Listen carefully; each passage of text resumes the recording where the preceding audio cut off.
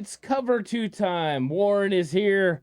This is going to be a great episode. Looking forward to talking about some of the Commanders, some of the stories coming out about the 49ers, but also getting into that silver and black, the 49ers versus Raiders when they were in Oakland, right? This was just like crazy intense. Not so much, I think. And then there also some of the news that came out about, Derek Carr and some of the other players. I think it's going to be interesting to talk about. But Warren, how much did you enjoy the 49ers Commanders game? And did you have some of the similar thoughts that like Jay Hill did, where him and Horst both didn't think the 49ers played to their best abilities, and they thought it was kind of a sloppy game? And then there's others that think like, hey, who cares? They dominated in the second half and got it done.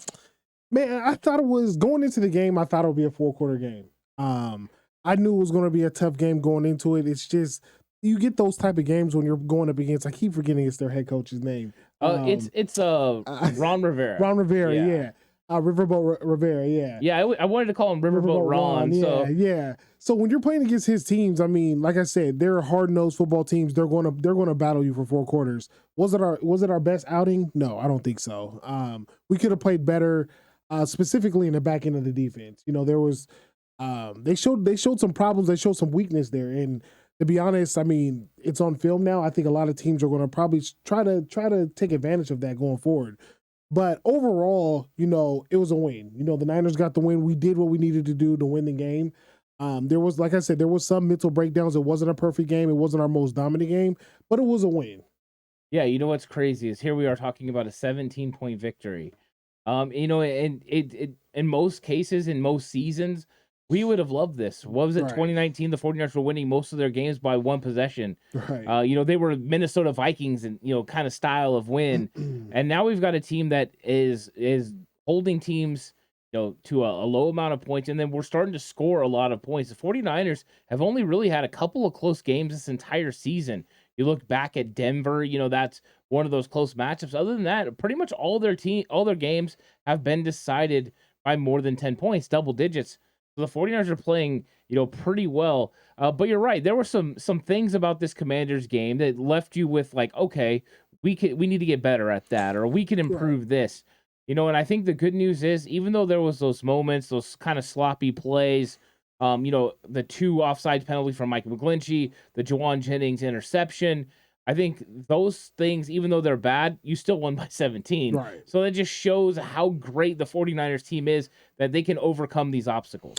I agree. And just to add on what you said last week, I mean, you look at this Commanders team, that is like the 49ers light. Yeah. They have some talent over there. They have some players over there that can hurt you and they can make plays. And I mean, you've seen in this game, the Niners, it was tough for about 2-3 quarters of this game. And then the Niners completely took over. And, like you said, we won by 17 points.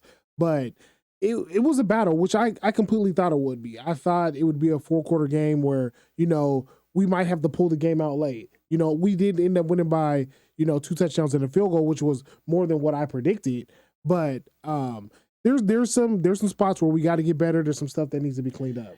Yeah, I mean, there was a playoff atmosphere in this football game. I mean, you could feel both teams playing for, that next level. Of course, Commanders are playing for their playoff lives. Right. 49ers are playing for the opportunity to not only continue to get better for the, for their stretch run and the playoff run, but also to try to get to, a higher seed. And I think that's one thing they're really trying to do is get to that number 2 seed. And there has been some stuff coming out, about the chances of the 49ers, getting to that number 2 seed. Warren, I don't know if you've seen this, but they have a 3% chance to get to the number 1 seed. Okay. You thought I was going to say the number 2? Yeah. That would have been hilarious, right? But no, they have their chances. Football Outsiders, has been doing their stats on a lot of the things that go along with the 49ers to get to these different seeds. And the one that was the most interesting to me was I saw that the 49ers had a 60% chance. So the 49ers with a 60% chance to get to the number 2 seed, I think is interesting. Here was the thing that was really interesting. So I'll go through the percentage. I said 3% for number 1 seed. That makes sense, right? Philly would have to lose both. Minnesota would have to lose 1, and the 49ers would have to win out. So that would make sense. That's 3%. getting to that number 2% was 60%. So a 60% chance of getting to the 2 seed. Staying at 3, 30%. So they have a better chance of getting the number 2 seed than they do staying at number 3. Who comes up with these numbers? A bunch of different organizations that go through it, and try to figure out exactly, where these stats sit. Right.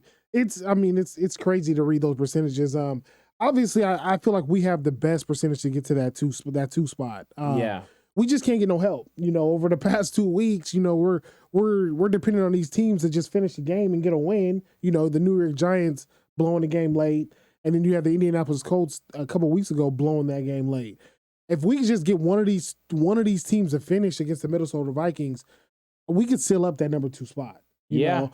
That number 3 spot, like you said, it's going to be tough to hit that 3 spot. I mean, Philadelphia's playing great. I mean, they surprised me how they played with Minshew this week. I thought the Cowboys would completely dominate them, win the game easily. Minshew came in there and actually put up a fight. It was an entertaining game. The Cowboys ended up winning the game. So I do think that number 1 seed is going to be, it's kind of out of our range. I mean, we have to look back to the beginning of the season when we had a couple of bad losses that cost us that number 1 seed. But that 2 seed, if we could just get a little bit of help, we'll be able to get that 2 seed. Yeah, the number 2 seed is important for, a couple of reasons. One of those being just who you play in the second round, and that was one of the things that me and Jay Hill had a little bit of a conversation about, was exactly what we were going to, where they were going to be sitting and why it was important, because Jay Hill's really worried about round 1. He's worried about where they're going to be sitting in round 1 and, who they would play in that sort of situation. So I've been wondering exactly, how to kind of get this picture the way you want. And the 49ers, I think in round 2 is the best scenario, because in the 2 seed. In the 2 seed, you're going to get that second home game. You know what I mean? You have Minnesota or whoever has to come to you.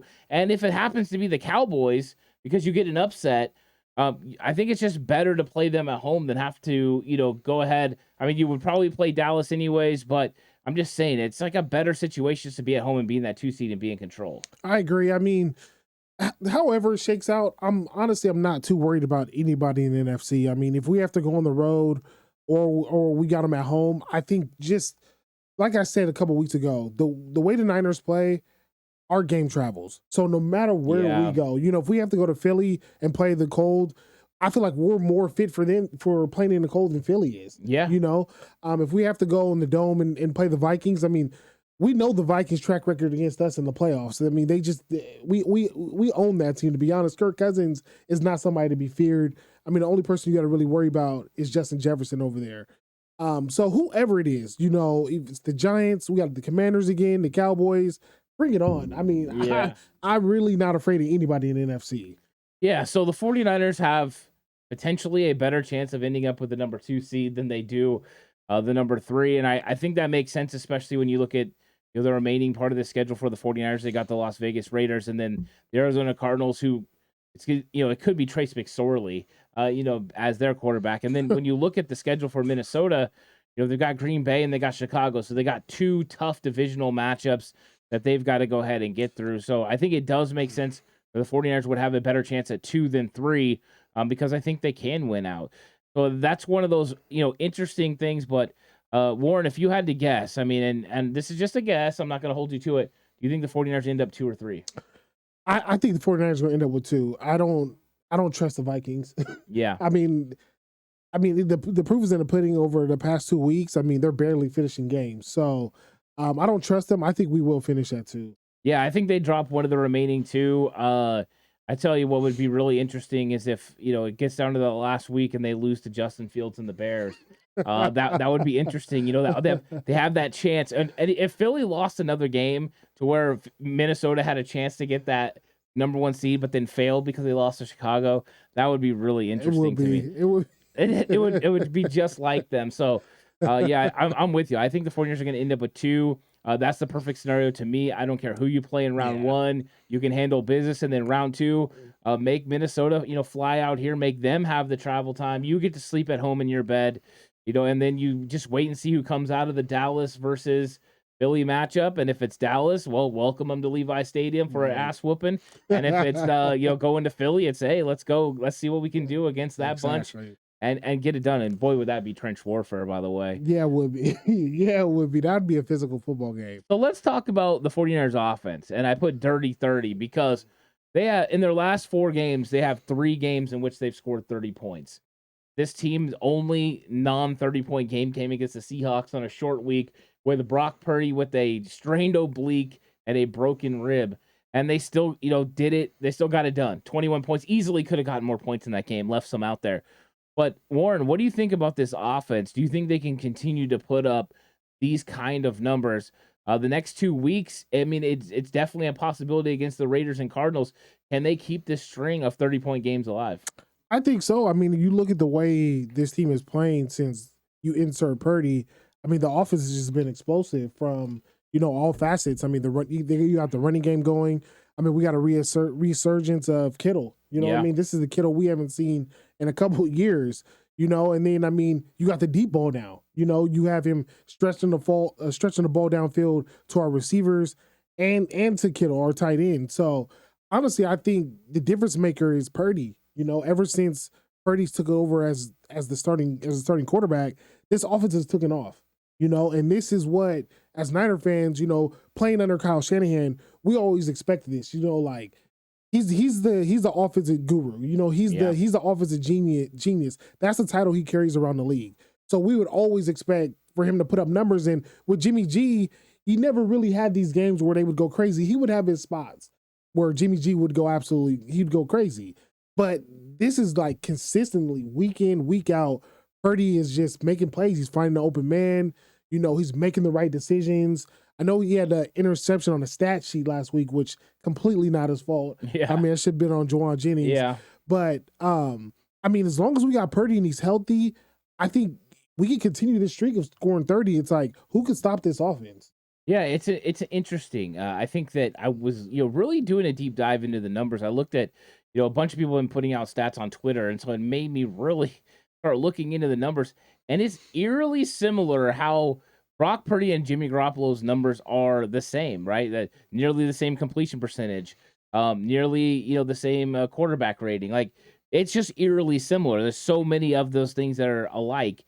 I think when it comes down to it, though, it's just a different feel right now. And I think part of that is Brock Purdy's ability to navigate in the pocket, to throw on off-schedule plays, to get rid of the football when he should be dead to rights.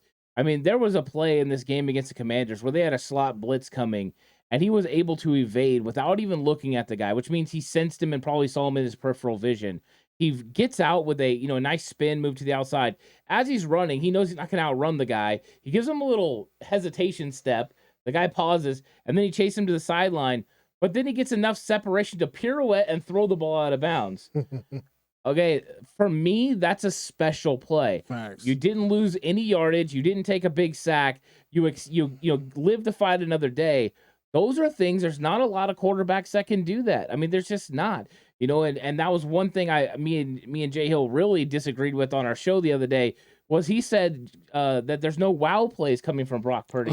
I literally sent him the very first play of the RPO where he throws a sidearm to Brandon Ayuk for a big play on first down, and I'm like, is that wow enough for you? To me, Brock Purdy has made a huge difference, but I also think Kyle Shanahan is more of a groove than ever, and I think a lot of the reason Kyle Shanahan's in such a groove is Christian McCaffrey. I think he's made a huge impact on this offense. Since he got there, they started averaging 7 points more per game. It's spectacular. It is, and just to speak on Jay Hill, I don't know what he's watching. I mean, I don't know if he's watching the games or not, but I mean, everything Purdy is doing is wow. I mean, the guy's Mr. Relevant, so just to see him, escape the rush to throw the ball away is wow. Yeah. Because I mean, let's face it, we're Niner fans. We haven't really seen this with Jimmy G. Yeah. We don't, this is not quarterback play that we get. Right. So for him to say there's no wild plays is incredible to me. It's like we have a quarterback that's stretching the ball downfield. He's, when there's nothing there, he's making the right decisions. And that alone is like what we've needed. Like just this smart play at the quarterback position is almost enough to put this team over the hump. And I'm just so confused that he said that. Yeah, well, I mean, he also said at the beginning of the year that Fred Warner didn't make any splash plays. So this is kind of the Jay Hill thing. I think one thing that I want to make sure I say is that Jimmy Garoppolo is very robotic in the way he plays quarterback. Right? Oh, the soon as he sees a read that's open, throws it. right. And I think that that is great, and he can operate this offense at a pretty high level. I think what gets people excited is because Brock Purdy isn't a robot. Right. He will do things that are, off schedule and shouldn't happen, and he'll take chances, or he'll maybe ignore someone that's open right away because he thinks something's about to happen farther down the field, which I mean can be great, and it can also get you in trouble. Yeah. So I mean, I think there's two different ways to look at it. I think Jimmy G was really good for this team when he took over. I thought he definitely got into a groove and did a good job, and I think Brock Purdy has continued that trend, Right. which I love.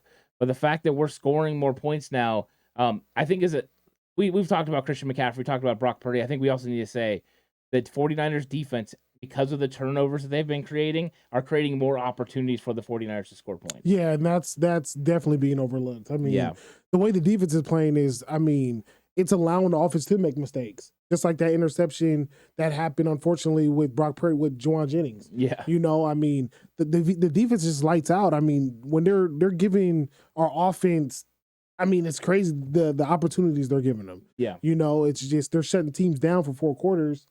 And our offense could be in a funk all game. Yeah. And when you have a defense like that could lock down for 4 quarters, and you could win a battle, a 9-6 battle, because your defense is playing at a high level, it's important. So, and not to bash on Jimmy too much, before he got hurt, he was playing well. He was, and he was starting to make a lot of those off schedule plays, which I've never seen him play, and that's what it had me thinking, like, okay, we could do another year of Jimmy Garoppolo if he's playing at this level. So, to his defense, he was playing at extremely high level. It sucks that he got hurt. I hope he comes back and we could have him as a backup just in case something happens with it. Yeah, so I mean, let's go ahead and flip to that, because Kyle Shanahan's been talking about players that are going to be, coming in to help in the playoffs, and Jimmy G is spotted, on his little cart. He's got his knee on the cart, his foot hanging off, but there's no cast.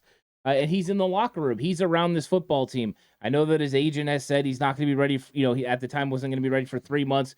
This does not look like a player that's not going to be ready for 3 months. He's on the active roster. He's showing up every day to meetings. I mean, if he wasn't going to come back this year, he would be in LA training or wherever he normally trains. So I think Jimmy G has a potential, still an outside, but still a potential to come back. Also, Elijah Mitchell. Good news about him. He's probably going to have his practice window opened here pretty soon. And then Kevin Givens, they said, is on track to be back for the playoffs.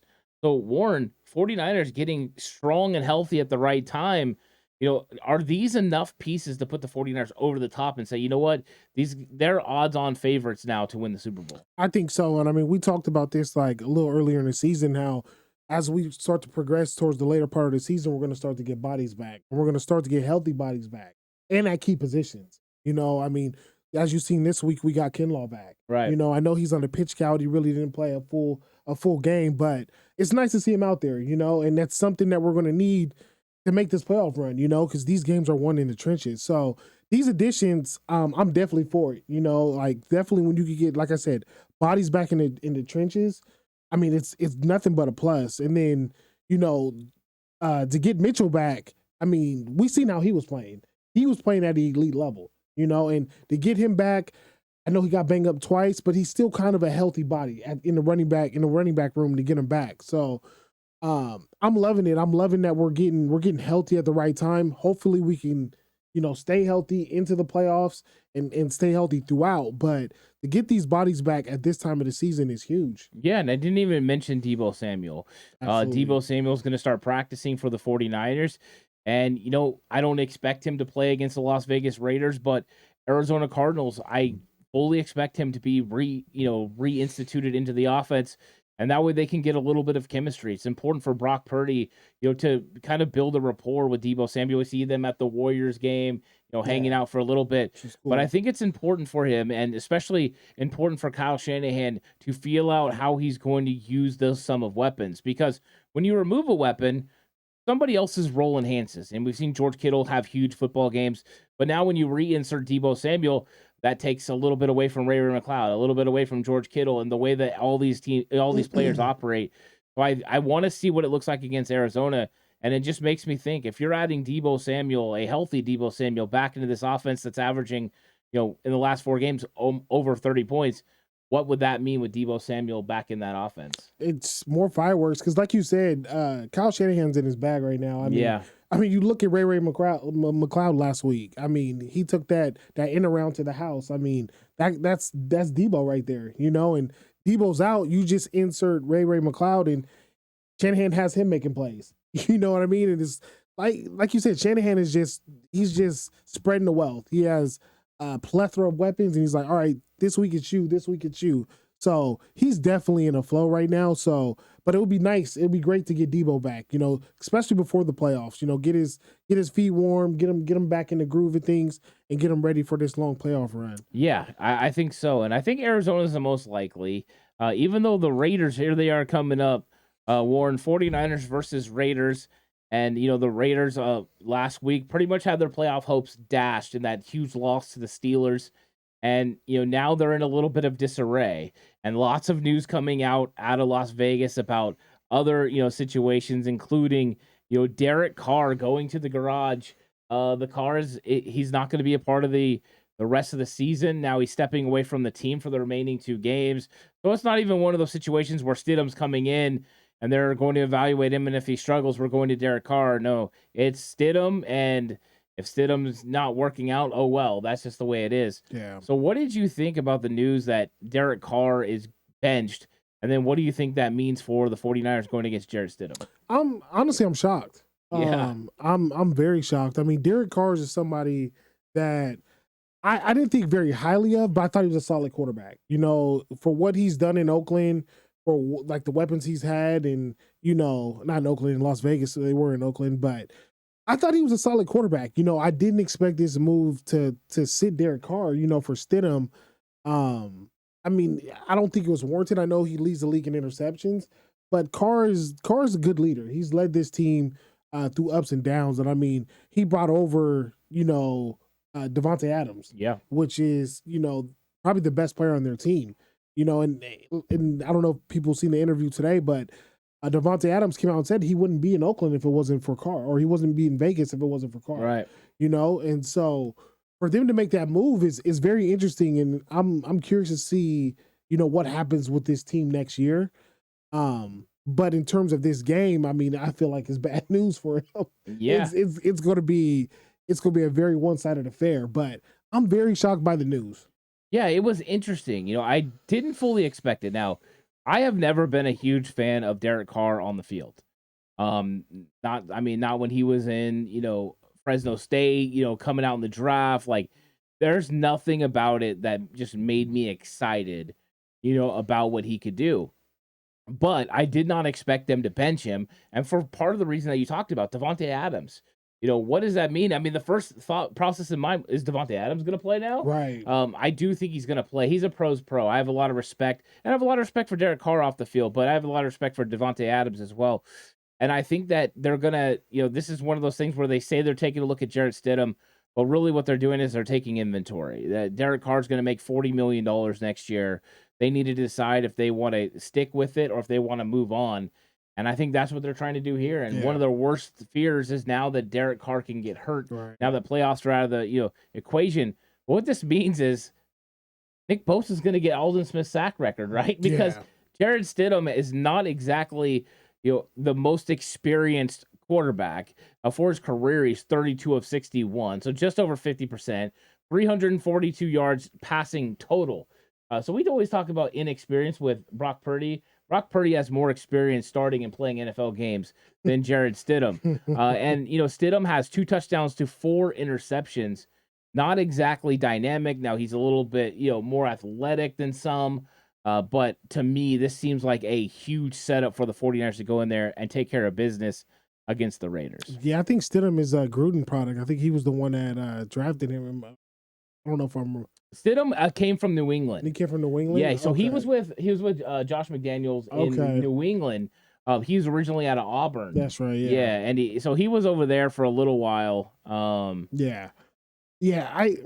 Like I said, I think it's gonna be a bad day for Oakland. I mean for Vegas, but yeah, I mean if they had Derek Carr, I think it'd be a little bit different football game. I mean, just because you have Devontae Adams and they have that chemistry, and I mean you've seen what happened last week where against the Jahan Dotson, I mean, you just insert Devontae Adams and I mean it could be problems, if you get the wrong guy matched up across from him. But with Jarrett Stidham, I think it's gonna be a long game for Raider fans. And I know this is a game for Raider fans that they had circled on the calendar. They want to beat the Niners, but it's going to be a long day for them. Yeah, I know on my social media it's turned over the last couple weeks from can't wait to get a hold of the Niners and beat them. They haven't played anyone. To this week, Raider fans just openly betting against their own team. And I think it's funny. I see Raider fans reaching out to like Cowboy fans and stuff. Hey, you want to bet on the game? I'm taking the Niners against the Raiders. It's one of the most interesting things. But let's talk a little bit about that matchup. Devontae Adams versus Charvarius Ward. This is why you go out and you get Mooney Ward. Last year in the original part of the playoffs, they had to double team Devontae Adams to take him away against Green Bay. And in this case, I don't know if they have to. I think for a couple of reasons now, Jarrett Stidham being one of them. If it's Derek Carr, I'm more worried about Devontae Adams. Yeah. But now Mooney Ward, I mean, this is why you go get a guy and pay him high price money to take away a guy like Devontae Adams. What do you think about this matchup? And do you think Ward can completely take him away, or do you think he's just going to somewhat limit him? I think you hit it right on the nail when you said the whole Stidham thing. With Stidham, I don't think he's much of a problem. I think you could put Ward on him, and I mean Mooney Ward on him, and I mean you don't got to worry about it. Yeah. If you have Derek Carr, to me I think it's a different story. You have Aaron Rodgers, different story. Me personally, I think Devontae Adams is, if not the best receiver in the league, the second best receiver in the league. The guy is just ridiculous. I wish he was a Niner. I do too. Yeah.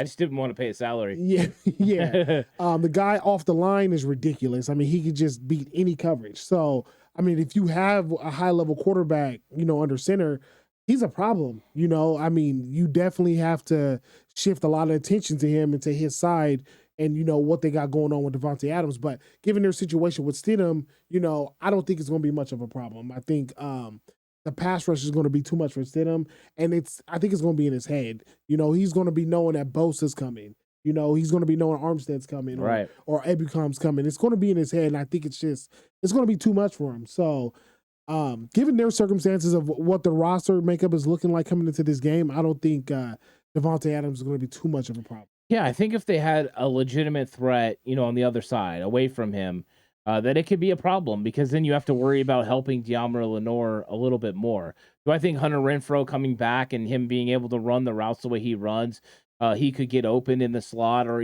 outside sometimes? Yeah, I do. Is it going to be enough to go off and beat the 49ers? No, because it's Jarrett Stidham pulling the trigger. I just don't think they have enough weapons, even with Darren Waller, because between Fred Warner, Jimmy Ward, and Talanoa Hufanga, they can use those guys in a variety of different ways to help take away Waller. And I think they can also double him at times and then go one-on-one with, Ward versus Devontae Adams, knowing that their pass rush is going to be able to get home. So I think it's a good situation for the 49ers overall. But this is one of those matchups I love to see, because I'm like you. I think Devontae Adams is one of the best in the league to do it. I think Mooney Ward's one of the best on the other side. I think he's going to relish this opportunity because he just got snubbed from the Pro Bowl.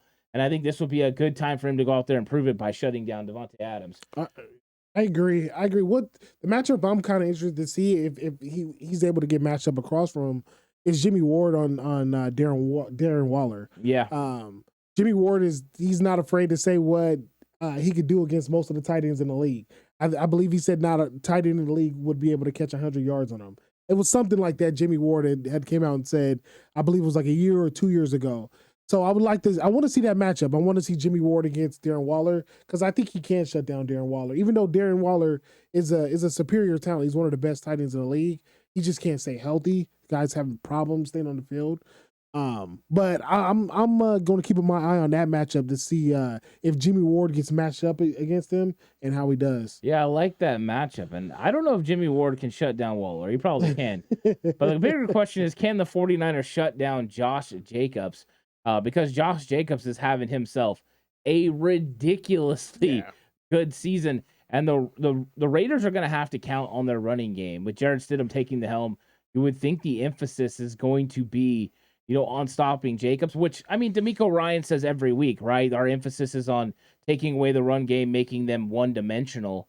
So I think he does that in this because Jacobs has 306 carries for 1,539 yards, 11 touchdowns at 5 yards a clip. That's a pretty good number. Yeah. Of course, well over 200 yards came against the Seattle Seahawks. Yes. But you can't let him go.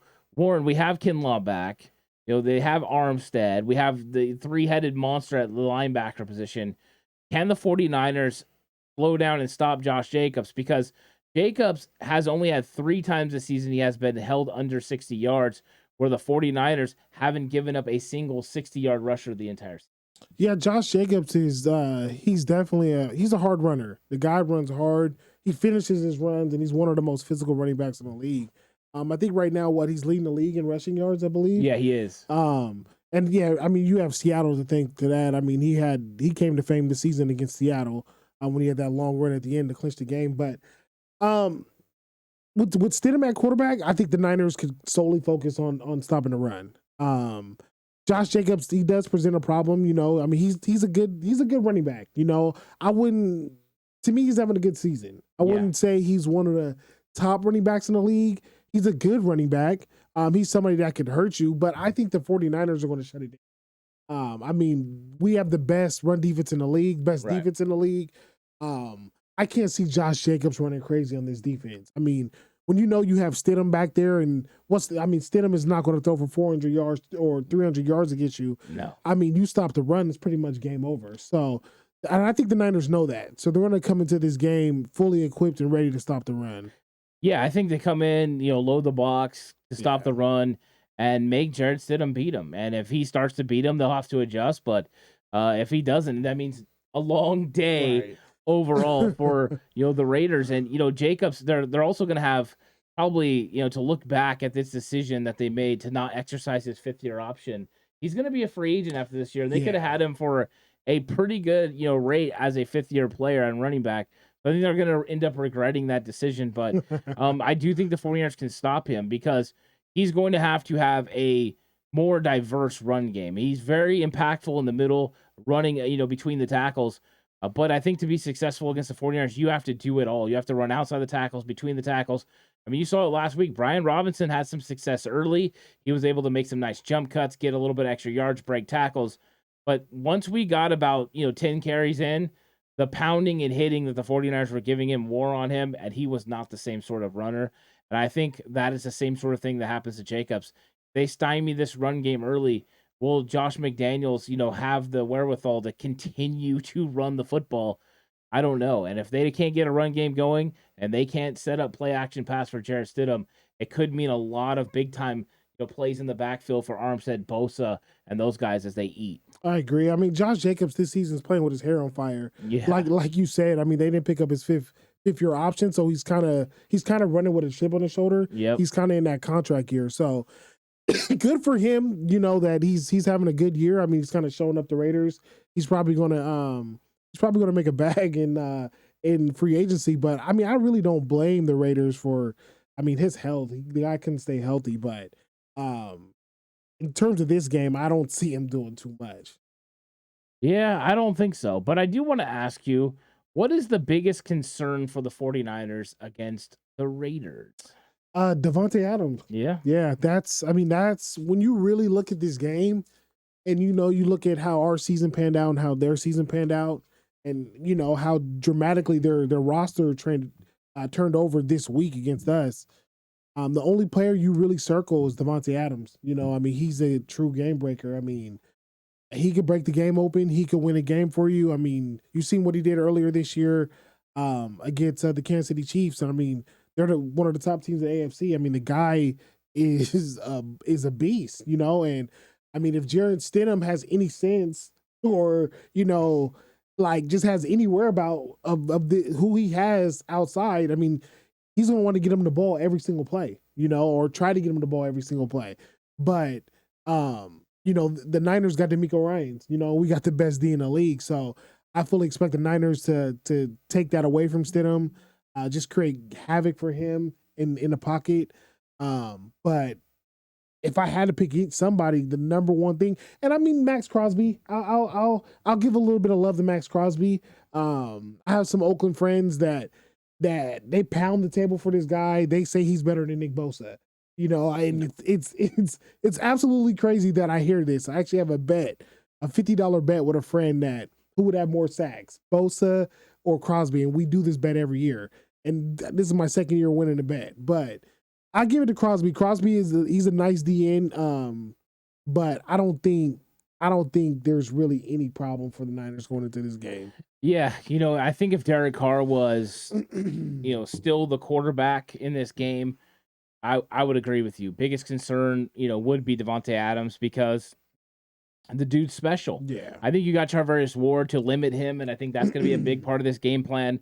But to be honest with you, as soon as the Derek Carr, ended up being out, Chandler Jones, on IR and all those sort of things, the first thing that popped in my head is our biggest obstacle now is just coming out of the game healthy. Right. Just staying healthy is the biggest concern for the 49ers versus the Raiders because I think they're going to roll. I think they're going to play well. They're going to hit hard.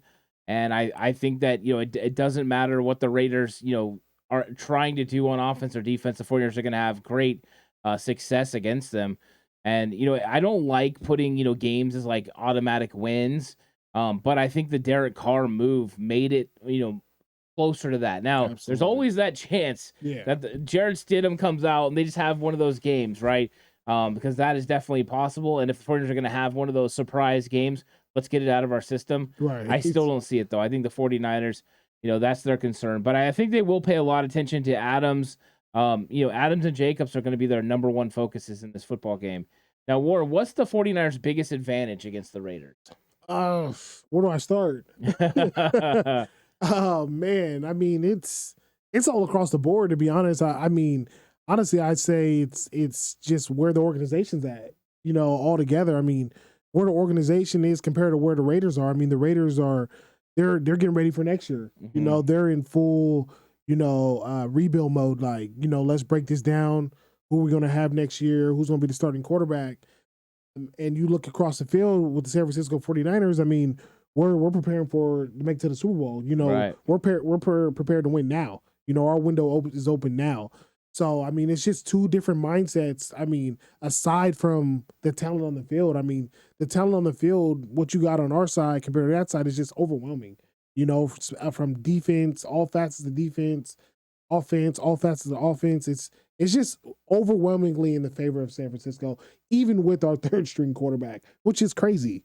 But I mean, to me, it's just all the above. I mean, I just can't name one thing. There's so many different things that the Niners have advantage of Las Vegas. It's gonna be a long day. Yeah, I think one of the biggest things, I mean, because you're right, there's a lot of avenues in which the 49ers have a huge advantage. I think it's momentum, and then overall just, the kind of the locker room, like where they're at, their Right. mindset. The Raiders are going to be dealing with, questions about Derek Carr and, him, being away from the team is just as much distraction, I think, as him being there. Absolutely. And then just the quarterback change, them coming off a game that pretty much ended their playoff hopes. I think all of those things, play into their mind. Chandler Jones out, Perryman out. That means, they're missing some of their big dogs. And I think that's going to get to the Raiders a little bit. So I think the 49ers are going to roll, walk into there. I think it's going to be, I'm sure we'll get some from the Raiders, but I wonder how quickly, they fall away and if they're not able to kind of, stay in this game early on. I agree. I mean, the only thing that really worries me about this game is that these two organizations have history. We know this was the former battle of the Bay. Yeah.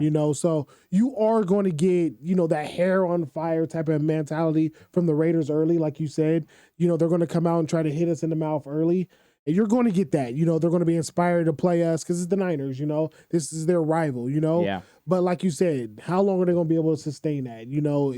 Are they going to be able to hold on to that hair on fire mentality for 4 quarters? Which I don't think they will. I think they'll come out hyped, ready to play, but over 4 quarters, I mean, the Niners are going to insert their will. Yeah, and let's see how hyped they stay. As of right now, it's expected that the 49ers are going to have 60% of the crowd Oh, yeah. in Las Vegas. And, with the news about Derek Carr, how many Raider fans decide to go ahead and sell their tickets? It could inch closer. I've seen a report that said 75 to 80% of 49er fans could take over that stadium, which if that happens, that's like, the Levi South. This would be Levi Desert. Yeah. So, I mean, it can happen. So we'll see. I mean, 60% is enough, right? I mean, you've taken over a majority. So it's going to be a fun atmosphere. And Warren, let's get to the score prediction. How do you see this game going, 49ers versus Raiders? I think the Niners get their second shutout of the year. Whoa, yeah. I like that. I think they get their second shutout. I don't think Vegas is going to score. I have the Niners winning pretty comfortably. I have the Niners winning this game.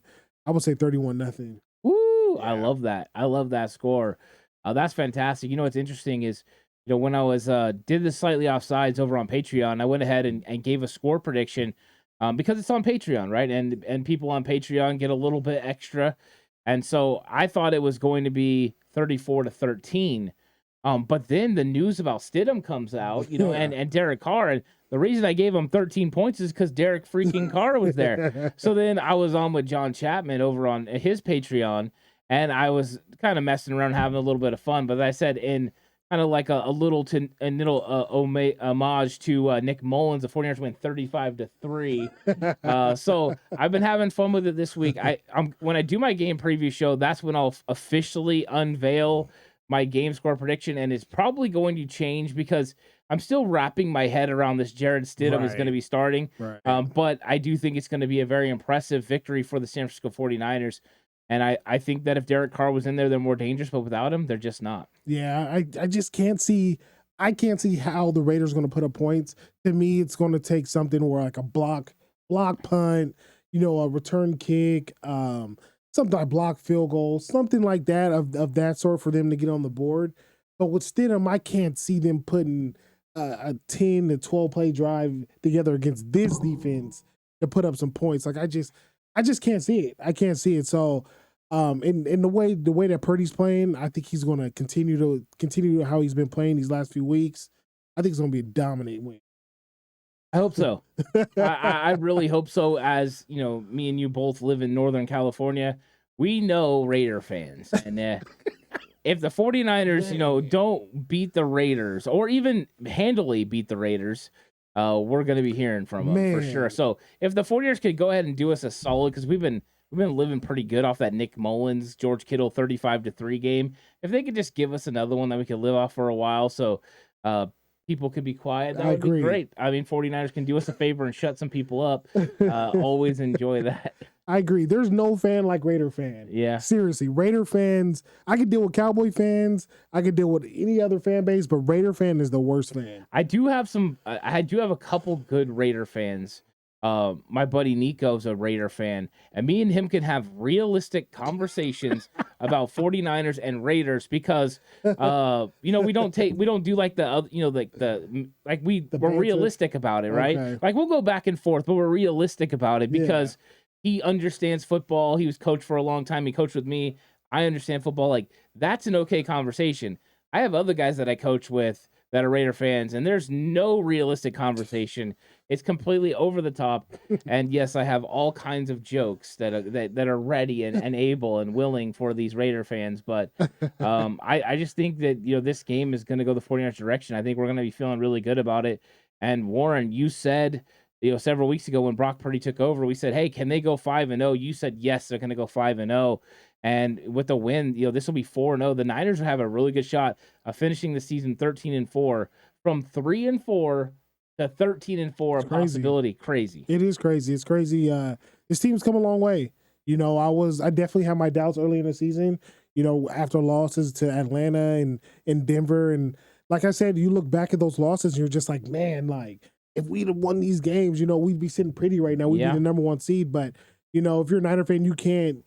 How this season has played out, with the injuries to Trey Lance and now the injury to Jimmy and then how Purdy's came in and how he's performed, you can't be mad about it. You can't be nothing but excited. So Like I said, this week I expect the Niners to take care of business. My focus is kind of going to be on that Minnesota game. Yep. I believe who they got this week. They got Chicago this week, or Minnesota has Green Bay. They have Green Bay. Green Bay's been playing well lately. They have been playing well. They're making a late push for the playoffs. So, you know, I'm going to watch the Niner game, but I'm gonna keep behind that Minnesota game. The Philly game. So, and just I hope we stay healthy. And just remember, if we don't lose to Chicago, Atlanta, and Denver, we don't have Christian McCaffrey. Because I don't think 49ers would make that trade if they had won those football games. They would feel like they didn't need to do anything. We have enough weapons. We're able to make these plays. But they were afraid at 3 and I think it was actually 3-3, that they needed to make a move, and they made it right before the Kansas City game. And then after that Kansas City game happened, it turned everybody around, and CMC got going in this offense. And since then, they've been pretty much lights out. So one of those kind of things where the addition comes because of those losses, and in the end, it might end up paying huge dividends. You might not get the number 1 seed, but you might also get something even bigger as far as a prize in the grand scheme of things. Right, that's a great point. I didn't think about that. I mean, those games were hard to watch. As Niner fans, we were upset with those losses because those were games that we had circled as wins. Yep. But if you look at it in the grand scheme of things, Christian McCaffrey came out of that. He came out of that bad stretch. And I mean, that you can't be mad about. I mean, he's one of the best running backs in the league, and he's been nothing but that since he's been in San Francisco. And so I expect him to be that going forward too as his career continues. But that was a hell of a move by the organization, and it's definitely paying dividends right now. Yeah, and now the 49ers are poised to potentially get to that 2nd seed. If they do, I think they're going to be set up nicely. They could end up hosting the NFC Championship game in Santa Clara if something happens, and the Eagles falter. So it's going to be a fun experience, Warren. We got these 2 games, Raiders, Cardinals, and then the next season starts. It's going to be exciting. I hope you guys all will join us for the next episode of Cover 2 next week. Of course, we'll be talking about the Cardinals, and of course, starting to get into playoff conversation because it's going to be more clear after the week. If you haven't already, like the video, subscribe to the channel, click the notification bell so you get notified every time shows like 49ers Cover 2 go out with me and Warren. And thanks everyone for watching. This is a great episode. I'm looking forward to the next one. Me too. I'm looking forward to it, man. Post all those memes after this Raider win. Yeah. Make these Raider fans feel it. But go Niners and stay healthy. Yeah, let's go. It's going to be a fun one. Everyone have a good time. We'll catch you guys on the next one. Go Niners. Go Niners.